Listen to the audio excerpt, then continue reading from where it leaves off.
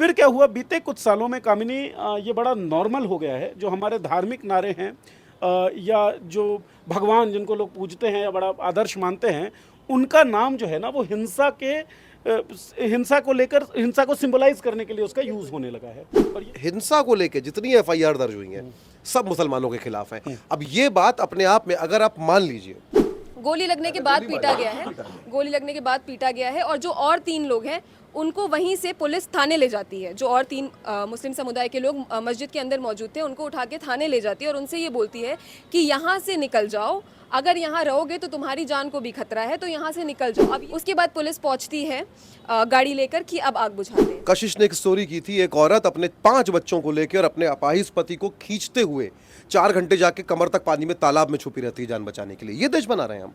Point क्या है कि जो कॉमन आदमी है ना वो नफरत से भर गया है।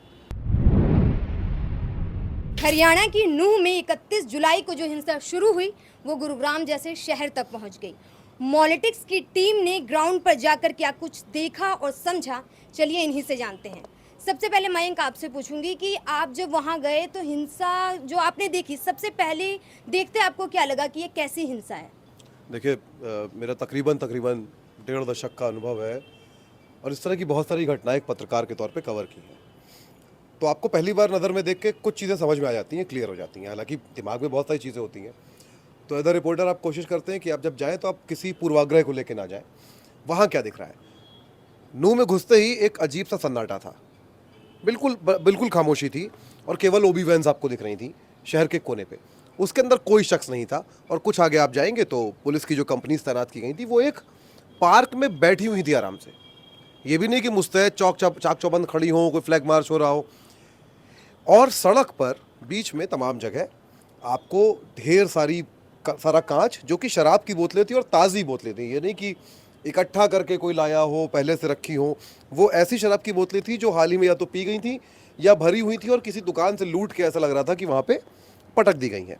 अब उसके अलावा आगजनी और पथराव के जो टुकड़े थे वो भी सड़क के बीच में पड़े हुए थे। ये बीच में थे, किनारे नहीं थे। दिलचस्प बात क्या थी, इस सड़क के किनारे दोनों तरफ दूर तक घर नहीं थे, रिहायशी इलाका नहीं था। दुकानें थी, हाईवे था चौड़ा और उसके पीछे की तरफ गली में घर थे। अब इसको जब आप देखते हैं तो पहला जो सीन आपके दिमाग में जो क्रिएट होता है वो ये होता है कि जब ये हिंसा हो रही होगी तो क्या हुआ होगा? क्या घरों से पत्थर फेंके जा सकते हैं? नहीं फेंके जा सकते, क्योंकि घर पीछे थे, इतनी दूर पत्थर नहीं फेंके जा सकते। जो दुकानें थी उनमें से कुछ में आग लगाई गई थी, कुछ तोड़ दी गई थी और वो सड़क के बीच में थे। तो अगर आप घर से फेंक भी दे तो प्रोजेक्टाइल का एक नियम होता है, दूसरा आप आग तो फेंक के लगा नहीं देंगे कुछ भी। पहले सीन जो था वो ये था कि किसी ने सड़क के बीच में और भीड़ ने वो ये आग लगाई है, कांच तोड़े हैं, दुकानें वैंडलाइज की गई हैं, लूटी गई हैं। उसके अलावा जिस तरह जब हम पुलिस वालों से बात कर रहे थे, ऑफ द रिकॉर्ड पुलिस वाला तो कोई सामने बोलता नहीं है, लगभग रटे रटाए एक जैसे बयान थे। जो पुलिस की कंपनी वहाँ तैनात थी वो वहाँ की लोकल नहीं थी। लोकल थाने के या लोकल पुलिस के लोग ही आपको पूरे शहर में नहीं दिख रहे थे, मिल रहे थे। पहले दिन जब हम 1 तारीख को वहाँ पहुँचे, 31 की रात जब ये हुआ है, तो नूंह में लोकल पुलिस को ढूंढना लगभग नामुमकिन था। एक थाने में हम जब गए तो वहाँ किसी भी पुलिस कर्मचारी ने या बल्कि अधिकारी ने हमसे बात करने से मना कर दिया। और आपको हर जगह रोहतक की जैसे शहरों की कंपनी तैनात मिली और उनके बयान बहुत एब्सर्ड थे, जिसमें वो दरअसल इनडायरेक्टली ये बताने की कोशिश कर रहे थे कि एक कम्युनिटी जो नूंह में बहुसंख्यक है उसने हिंसा शुरू कर दी, जबकि सड़क पर जो हमको दिख रहा था वो उससे बिल्कुल ऑपोजिट था। अच्छा, तो फिर आपने वहाँ पे आम लोगों से बात की होगी, तो क्या लगा वो जो वहाँ के जो लोग हैं, नूंह के जो लोग हैं, क्योंकि ये शोभा यात्रा तो मुझे लगता है हर साल निकलती है वहाँ, तो वहाँ के जो हिंदू मुस्लिम हैं, बहुसंख्यक और अल्पसंख्यक जो हैं, वो आपस में वाकई में एक दूसरे से क्या नफरत कर रहे हैं? देखिए, नूंह में मुस्लिम बहुसंख्यक है, हिंदू अल्पसंख्यक है, लेकिन वहाँ का जो मेन मार्केट है, बड़ा बाजार है, वहाँ ज़्यादातर बड़ी दुकानें या दुकानें रोज़मर्रा की चीज़ों की वो मुस्लिमों की है, हिंदू समुदाय की हैं, जबकि हिंदू वहाँ बमुश्किल 10% भी नहीं होगा। वो सारी दुकानें उनकी हैं, वो सब कुछ चला रहे हैं और उनके ज़्यादातर ग्राहक जो है 90% मुसलमान हैं। तो इस तरह का ना तो हुआ, वहाँ मंदिर भी हैं उसी शहर में बहुत सारे, ठीक, और उसी शहर में इस तरह की शोभा यात्रा, अभी कांवड़ का जुलूस वहाँ पे निकला था, तो ऐसा कभी कुछ नहीं हुआ। और ज़्यादातर हिंदू और मुसलमानों ने हमसे यही कहा कि इसके पहले कभी कुछ नहीं हुआ, लेकिन वहाँ बहुत कुछ और हुआ था जो नीरज और कशिश भी आपको बता सकते हैं। जैसे मस्जिद में जिस तरीके से हिंसा हुई, वहाँ के इमाम की हत्या की गई, उनके परिवार से आपने बात की, जो हमने अपने पॉलिटिक्स पे आपकी इंटरव्यू जो था वो हमने पूरा बिल्कुल डिट्टो जो उन्होंने कहा वो हमने उसे चलाया था। लेकिन क्या लगा आपको उस वक्त उनसे बात करते, वो किस स्थिति में है, क्योंकि उन्होंने एक 22 साल के अपने भाई को खोया। देखिए, मौत जो होती है ना, उसकी स्थितियां लगभग बराबर होती हैं। दंगे में जब नुकसान होता है तो एक गुस्सा भी होता है दुख के साथ साथ। लेकिन उससे पहले नूह की जो आप बात कर रहे थे उसमें मैं कुछ ऐड ऑन करना चाहूँगा। आपने शोभा यात्रा की बात की कि शोभा यात्रा निकाली गई थी और यही था प्रथम दृष्टया, या जो गोदी मीडिया हम कहते हैं वो यही चला रहा है कि शोभा यात्रा निकाली गई, हिंदुओं की यात्रा थी और मुसलमानों ने उस पर हमला बोल दिया। ये फर्स्ट लाइन थी गोदी मीडिया की। 10-15 दिन पहले कांवड़ की यात्रा निकलती है उसी जगह से। मुसलमान बहुल इलाका है लेकिन कांवड़ की यात्रा में कोई घटना नहीं होती है। कई धार्मिक आयोजन होते हैं, अब भी हो रहे हैं, जिसमें मुसलमान के घर में पनाह लिया है उन लोगों ने धार्मिक आयोजन में जो शामिल हो रहे हैं, कोई घटना नहीं हुई है। इस यात्रा में अलग क्या था? अलग ये था कि भाई यात्रा निकलने से पहले 3-4 दिन पहले मोनू मानेसर, जिसके ऊपर आरोप है कि उसने 2 मुसलमानों को जलाकर मार दिया, ठीक है, वो एक वीडियो डालता है। उसके बाद बिट्टू बजरंगी जो गुंडा है एक, वो कहता है कि भाई तुम्हारा जीजा आ रहा है। अब तुम्हारा जीजा आ रहा है, स्वागत नहीं करोगे, ये लिटरल वर्ड्स तो ये हैं। इसका मीनिंग क्या हो सकता है ये हम सब लोग समझ सकते हैं। कोई भी व्यक्ति जब इस तरह की खुराफाती या जहरीली बयानबाजी करता है तो उसका असर पड़ता है लोगों के ऊपर, ठीक है। फिर क्या हुआ, बीते कुछ सालों में कामिनी ये बड़ा नॉर्मल हो गया है, जो हमारे धार्मिक नारे हैं या जो भगवान जिनको लोग पूजते हैं या बड़ा आदर्श मानते हैं, उनका नाम जो है ना वो हिंसा को लेकर, हिंसा को सिंबलाइज करने के लिए उसका यूज़ होने लगा है। और ये चीज़ें हम देख रहे हैं धार्मिक समारोहों में, तलवार, डंडे, ये सब बड़े आम हो गए हैं। जब शोभा यात्रा निकली और हमने जब लोगों से बातचीत की तो कहना क्या था कि भाई एक तो नारेबाजी हुई, ठीक है, उनके हाथ में तलवार थे, और जो बयान हुए थे, बयान के कारण कुछ ना कुछ रिएक्शन शायद हो सकता है, लेकिन फिर भी नारेबाजी के कारण प्रोवोकेट किया गया। उसके बाद जो चीज़ें हुई उससे इन्हीं की जो छवि थी उसको धूमिल करने का प्रयास किया गया और कहा गया कि इन लोगों ने हमला बोला है। So it is a purely planned thing, as Mayank said, कि भाई आप पहले प्रोवोकेट करिए, वो कुछ बोलेंगे, उसके बाद आपको बहाना मिल गया तो आप जो है पत्थरबाजी कर दीजिए, पत्थरबाजी का आरोप लगवा दीजिए, आप दुकानें तोड़ दीजिए। यहाँ रोकना चाहूंगी, जैसे आपने बोला शोभा यात्रा में, शोभा यात्रा की जो वीडियोस भी आए तो उसमें वो तलवार लहराते हुए, मतलब ये हिंदुओं की जो कोई भी यात्रा होती है, सिखों का देखा जाता है वो एक तरीके से सिंबल की तरह उसमें रखते हैं अपने पास, लेकिन शोभा यात्रा में तलवार का क्या काम था? वहाँ पे कुछ आप लोग को दिखे कि कुछ हथियार वगैरह कुछ ऐसा? इसमें मैं एक चीज़ पहले तो करेक्ट करना चाहूँगा, आर्टिकुलेट कर दूँ। हिंदुओं की शोभा यात्रा नहीं, कुछ विशिष्ट हिंदुत्ववादी संगठनों की। सारे हिंदू तो ये नहीं कर रहे हैं। बिल्कुल। हिंदुओं की शोभा यात्रा, क्या मुंबई में गणपति नहीं निकलता है? ये कुछ विशेष संगठन है, नाम लेना चाहिए, बजरंग दल है, विश्व हिंदू परिषद है, इस तरह के संगठन है। और इन्होंने बहुत सारे अपने लोकल संगठन बना लिए हैं, हिंदू सेना, ये वो। एक जो बात नीरज कहे थे उसमें उन्होंने कावड़ की बात की, मैं ये भी जोड़ दूं कि जब कावड़ यात्रा निकली थी तो उसी नूह के मुसलमानों ने कावड़ियों के स्वागत के लिए, उनके भोजन के लिए, जैसे बाकी हर शहर में टेंट्स लगते हैं, इंतजाम होता है, उसी शहर के मुसलमानों ने किया था, ठीक है, नूह में कुछ नहीं हुआ। ये जो बात इसमें कह रहा है, देखिए इसमें हम ये नहीं तथ्य नकारेंगे कि कोई मुसलमान हिंसा में शामिल नहीं था, लेकिन ये हिंसा शुरू कैसे हो रही है, कहाँ से, ये समझना बहुत ज़रूरी है। आपके दरवाजे पे, आपके घर पे, आपकी सड़क पे, गली में आके कोई न केवल आपके धर्म की वजह से आपको टारगेट करते हुए नारे लगा रहा है, अश्लील भयानक गाने बजा रहा है, अपने आप को क्या कह रहा है, आपका जीजा। अब इसका अर्थ हम सब समझते हैं क्या होता है। और सुनिए, उसके बाद तलवारें, जो हमको प्रत्यक्षदर्शियों ने बताया, ऑफ द रिकॉर्ड, कैमरे पे कोई आना नहीं चाहता था, कशिश से भी बात हुई, नीरज से भी हुई, मुझसे भी हुई, बाकायदा गाड़ियों में भर के हथियार लाए गए थे, जो एग्जैक्टली उस स्पेसिफिक लोकेशन पे पहुंच के, जो मुस्लिम बहुल इलाका है, गाड़ियों से निकाले गए, लहराए गए। 3 दिन पहले से जब वो वीडियो रिलीज़ हुए थे, माहौल ख़राब था। इसमें सवाल ये है कि आखिर इस यात्रा की परमिशन उसके बावजूद क्यों दी गई? पुलिस तैयार थी, नहीं थी, तो दूसरा सवाल है ना, परमिशन कैसे दी जाती है? क्या यही, मैं एक सवाल मैं थोड़ी देर के लिए सोचता हूँ कि मैं अगर मुस्लिम हूँ, यही भाषा इस्तेमाल करते हुए जो बिट्टू बजरंगी ने की, मैं एक वीडियो बनाऊं और किसी मेरा धार्मिक कोई जुलूस निकलने वाला और मैं कहूं कि मैं आ रहा हूं, अव्वल तो क्या मैं ये कर सकता हूं? दूसरा, क्या मैं ये कर दूंगा तो मैं पुलिस की गिरफ्त से बाहर हो पाऊंगा? तीसरा, क्या उसके बाद ये यात्रा हो पाएगी? ये बहुत महत्वपूर्ण सवाल है। इन सवालों का बिना जवाब अगर हम नहीं ढूंढ रहे हैं इंट्रोस्पेक्शन करके, तो हम कभी भी ये समझ नहीं पाएंगे कि ये क्यों हो रहा है। और जब हम कह रहे हैं कि ये सुनियोजित है, तो हम ये भी नहीं समझ पाएंगे क्यों हम इसको प्री प्लान कर रहे हैं। और एक बात याद रखनी होगी, पुलिस स्टेट के अधीन है, सरकार के। सरकार जो चाहती है पुलिस वही करती है। कशिश ने भी बहुत सारी चीज़ें देखी हैं, इन्होंने भी देखी हैं, तो ये लोग और बताएंगे कि हमने अच्छा, बहुत सारी चीज़ें देखी आपने, हैं। मैं यहाँ पे रोकना चाहूँगी, आपने बोला कि सरकार जो चाहती है पुलिस वही करती है। वाकई में प्रशासन, सरकार, राज्य सरकार की जिम्मेदारी है, लेकिन ऐसी हिंसा होती है जहाँ पे दो समुदाय बहुत प्यार से रह रहे होते हैं, वहाँ पे एक सांप्रदायिक हिंसा जिसे बोला जा रहा है, आप लोगों ने जो देखा वो प्लान बता रहे हैं। लेकिन वहाँ पे जो सीएम है वो कहते हैं कि सरकार और पुलिस सबकी सुरक्षा नहीं कर सकती। ये इस तो वक्त इस्तीफा दे में- देना, बिल्कुल, मुख्यमंत्री इस्तीफा दें और राज्य का जो डीजी है, डीजीपी, उससे इस्तीफा ले लें।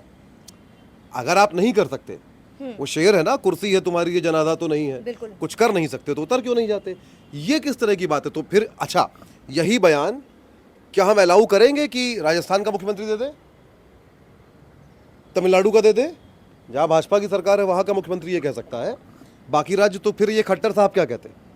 और अगर वो कुछ नहीं कर सकते, वो क्या कर सकते हैं?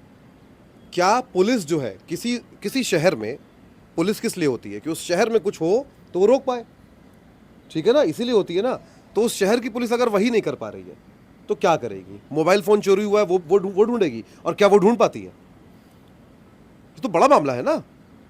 तो पुलिस मतलब अब मैं हाँ नहीं, कामनी, मैं आपके सवाल पे और इसमें बोलना चाहूँगी। जो हमने ग्राउंड पर देखा वो ये कि जितनी भी जगह आग लगाई गई, टारगेट करके मुस्लिम्स की दुकानों में आग लगाई गई, वहाँ पे एक पैटर्न फॉलो हुआ है कि इस आगजनी से पहले पुलिस वहाँ तैनात रहती है, कुछ आगजनी से कुछ टाइम पहले पुलिस वहाँ से निकलती है, कुछ लोग आते हैं जो आइडेंटिफाइड ही नहीं है, कुछ लोग आते हैं, आग लगाते हैं, चले जाते हैं। जब पूरी तरह से आग लग जाती है और ये निश्चित हो जाता है कि अब यहाँ पे कुछ सही नहीं बचेगा, उसके बाद पुलिस आती है गाड़ियाँ लेकर दिखावा करती है कि आग बुझाई जा रही है।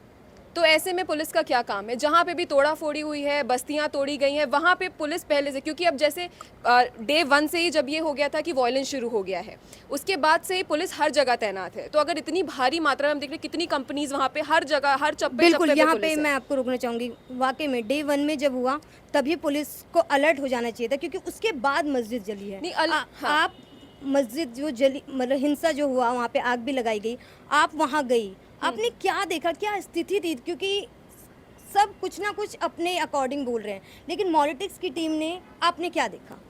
तो जो गुड़गांव के सेक्टर 57 के मस्जिद की हम हाँ, बात कर रहे हैं, जामा मस्जिद जो है वहाँ पे, उसमें जब रात का मामला है, ये 11:30-12 बजे का, 5 लोग मौजूद थे जब ये सब शुरू हुआ। उसमें से एक नायब इमाम जिनकी हत्या कर दी गई, उसके अलावा वहाँ पे एक और थे जो घायल हुए, जिनके परिवार वालों से मैं पर्सनली मिली, और वो ऑन कैमरा बोलने से डर रहे थे क्योंकि अभी भी हालात जो है नाजुक है, और जो इंजर्ड है वो भी ठीक तरह से रिकवर नहीं कर पाए, उनकी भी हालत गंभीर है। तो उनका ये कहना है कि घटना से 25-20 मिनट पहले फ़ोन गया था घर पर कि यहाँ पर सब ठीक है। घर वालों ने चिंता जताई थी तो उन्होंने फ़ोन करा कि यहाँ पर सब ठीक है, पुलिस की 2 गाड़ियाँ बाहर हैं। और परिवार वाले ये कहते हैं कि जिस टाइम हमें ये बोला गया तो उन्होंने बोला कि पुलिस बहुत अच्छे से बाहर बैठी हुई थी, पंखे वंखे लगे थे, कुर्सियाँ पड़ी थी, और वो मस्जिद के बाहर थी। मतलब कि वहाँ पे हिंसा होने से पहले पुलिस वहाँ पे पुलिस वहाँ मौजूद थी, फुल सीटिंग करके, जो हमें बताया गया ग्राउंड पे पता चला, बैठे हुए थे। उसके बाद कुछ लोग आते हैं और ये कुछ लोग की भीड़ मस्जिद में नहीं घुसी थी। वहाँ कम से कम जो हमें पता चला है, कुछ नहीं तो 80 से 100-120 लोग मस्जिद में घुसते हैं, तोड़ा फोड़ी करते हैं, नायब इमाम साहब को गोलियाँ मारते हैं। उनको गोली मारने के बाद जो और 4 लोग बचते हैं, तो उसमें से 3 तो किसी तरह छुपने की कोशिश करते हैं मस्जिद के अंदर, क्योंकि वो अभी भी अंडर कंस्ट्रक्शन मस्जिद है, तो वहाँ कई ऐसे एरियाज़ हैं जहाँ छुपा जा सकता है। तो वो छुपने की कोशिश करते हैं। लेकिन एक जो खुर्शीद जो इंजर्ड हैं, उनके परिवार वालों से जब हम बात करते हैं तो वो हमें बताते हैं कि खुर्शीद ने भी कोशिश की छुपने की, लेकिन उसके बावजूद उनके पैर पे गोली लगी, क्योंकि वो भाग रहे थे और कंटिन्यूस फायरिंग हो रही थी, तो उनके पैर पे गोली लग पाई। और उसके बाद भी वो किचन में छुपने की कोशिश की, लेकिन उनको देख लिया गया और उनको बहुत पीटा गया। हाथ उनकी, जब पता चला मेडिकल कंडीशन अभी की क्या है, रिब केज में फ्रैक्चर है, पैर टूटे हुए हैं, दोनों हाथ टूटे हुए हैं, दोनों बैक स्वेलिंग है, मतलब एक्सट्रीम तरह से उनको मारा गया। और उसके बाद अब वो हॉस्पिटल में, हॉस्पिटल के बाद बाहर पुलिस बल तैनात है, कोई उनसे मिलने नहीं जा सकता, परिवार वाले भी दिन में 1 बार मिल सकते हैं। तो वहाँ पे ये सिचुएशन है और पुलिस हर जगह मौजूद रही है।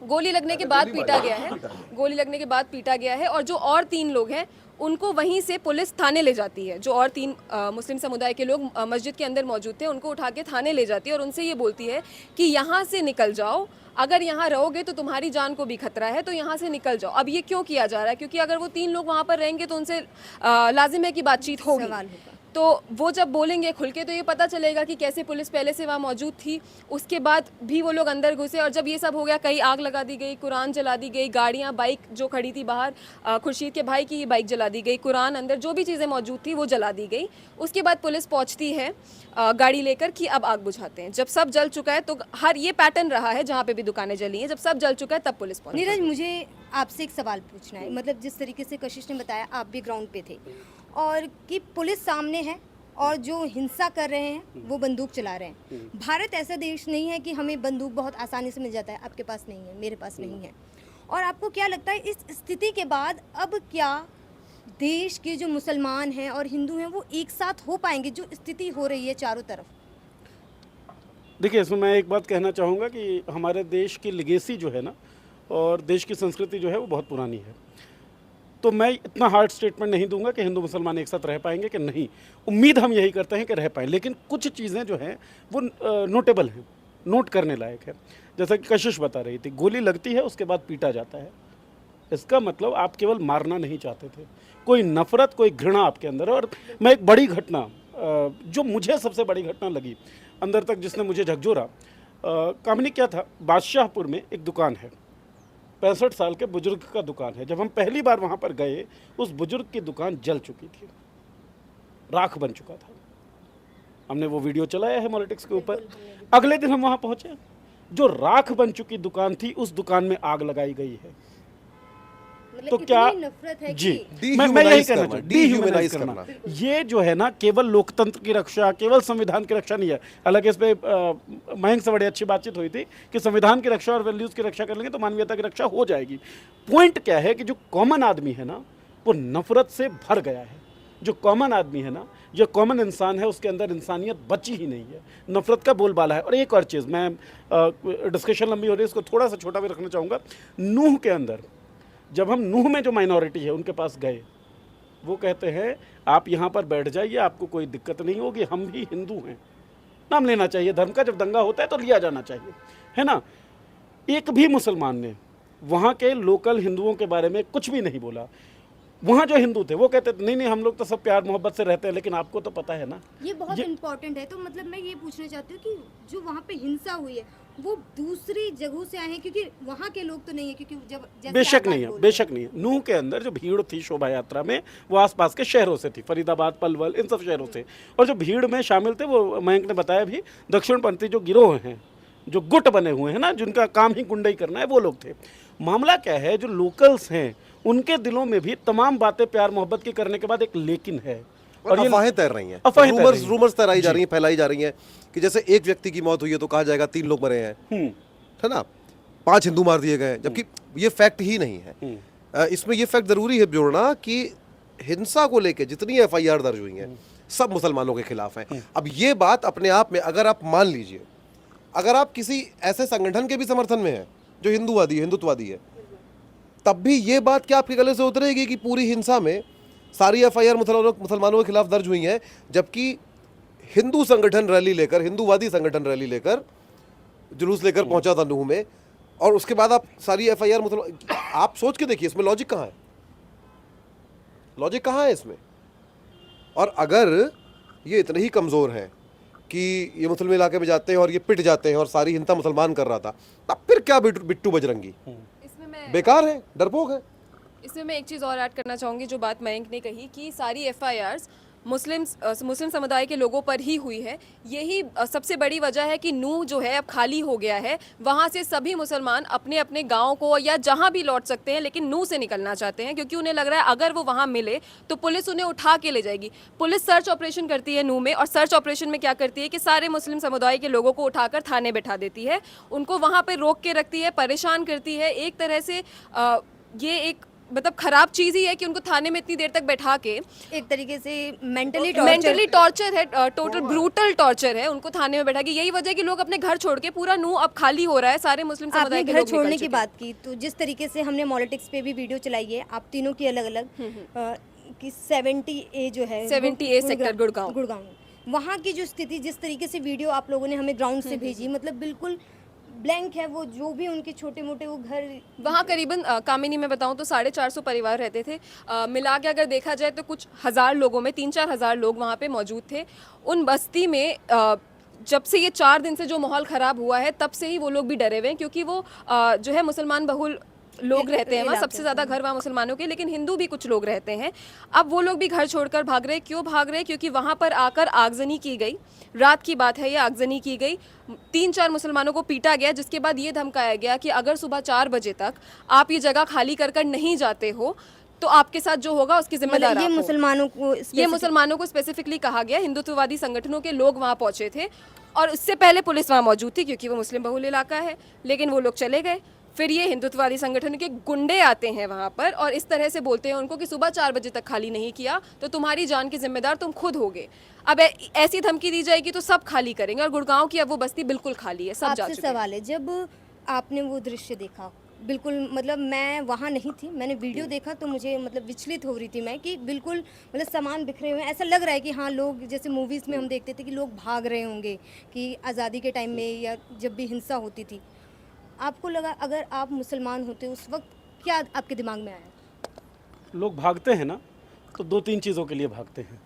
सबसे पहली भाग दौड़ जो शुरू होती है कामिनी, मैं बिहार से बिलोंग करता हूँ, वो होती है शिक्षा के लिए। शिक्षा हम क्यों अर्जित करना चाहते हैं? हमारे देश की व्यवस्था क्या है? ताकि नौकरी मिल सके। नौकरी क्यों चाहिए? ताकि पैसा कमा सके। पैसा क्यों कमाना है? ताकि पेट पाल सके, परिवार पाल सके। ये पहली भाग होती है हमारी ज़िंदगी की। उसके बाद जब भी हम भागते हैं तब क्यों भागते हैं?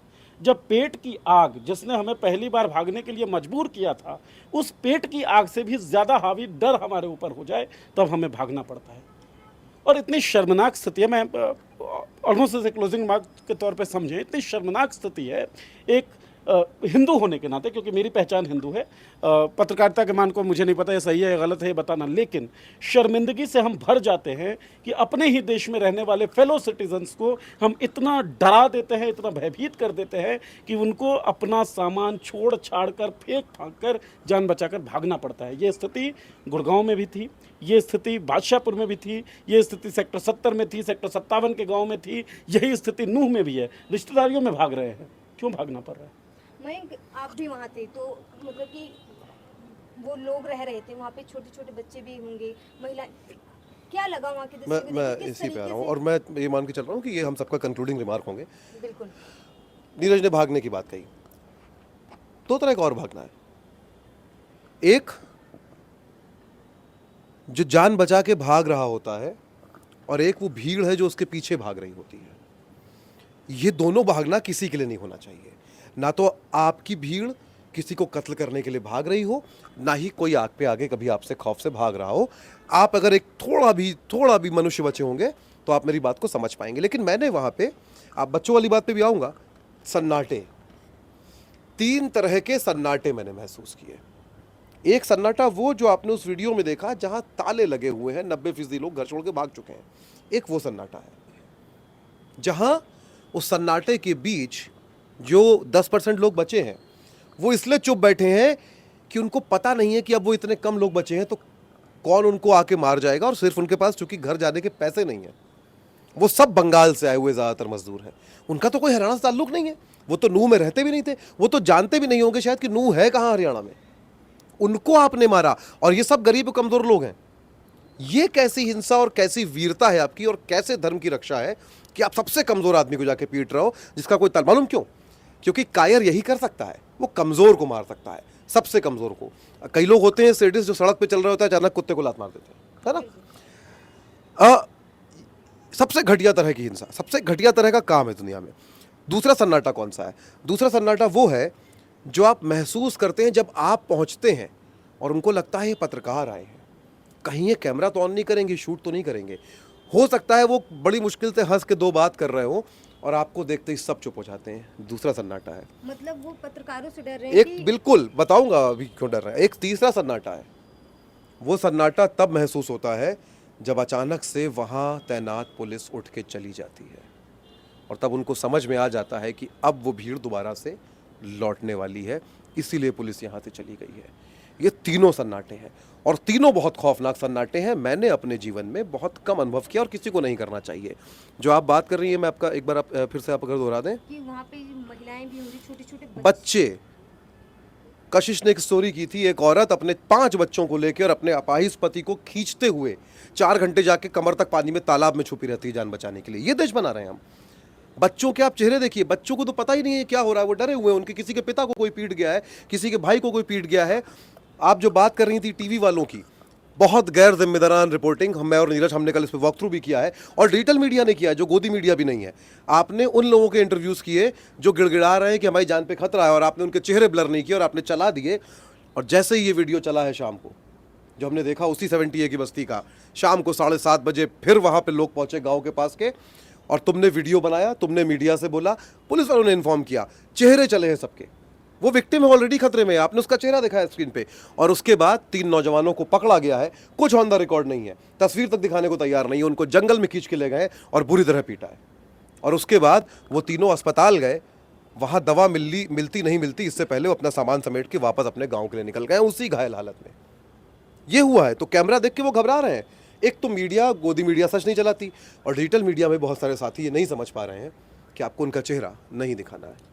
महक, मामला यही है, क्रूरता का सारा मामला है, ईमानदारी के जाने का मामला है। ईमानदारी किसी भी पेशे से, किसी व्यवस्था से जाती है तो यही क्रूरता होती है, यही अत्याचार होता है। यही क्रूरता, यही भयावहता और यही अत्याचार हरियाणा हिंसा की थीम लाइन है, जिससे हमें बचना चाहिए। इन सब जितनी मैंने अपनी टीम से बात की, इनसे इतना तो समझ आता है कि वो जो छोटे छोटे बच्चे, अगर हम हिंदू मुस्लिम की बात भी छोड़ दें, उन बच्चों का बचपन अगर इस हिंसा को देख रहा है तो बड़े होकर वो क्या बनेंगे, इसके लिए वो जिम्मेदार नहीं है। उसके लिए सरकार, प्रशासन और हम लोग जो चुप बैठे हैं वो जिम्मेदार हैं। और इसी तरह की तमाम खबरों के लिए मॉलिटिक्स को सब्सक्राइब कीजिए। नमस्कार।